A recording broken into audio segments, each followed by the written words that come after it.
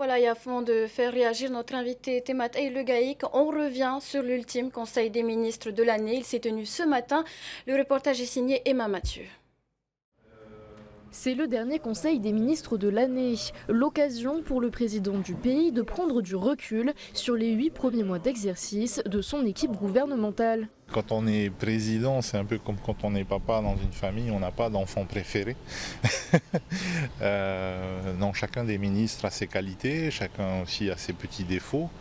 Mais ce que je retiens, c'est qu'ils sont tous plein de bonne volonté, qu'ils sont tous très travailleurs et qu'ils essayent de s'améliorer, comme moi j'essaye aussi de m'améliorer. Donc voilà. Ce matin, pendant près de 4 heures, 87 dossiers ont été étudiés. Eliane Tebahitoua en a présenté 12, parmi eux la labellisation des produits artisanaux en projet de roriculture à Rayatea et la réfection d'un bâtiment à Papeete. Sa réhabilitation donc est entièrement prise en charge par le ministère de la Justice et permettra au 1er avril 2024 l'installation de 16 greffiers polynésiens. Au niveau de la culture et du patrimoine, j'ai beaucoup de projets en lien avec le musée de Tahiti et des îles et aussi avec le service de la DCP. Et ces projets-là vont pouvoir se concrétiser là en 2024. Disons que c'est une charge de travail conséquente.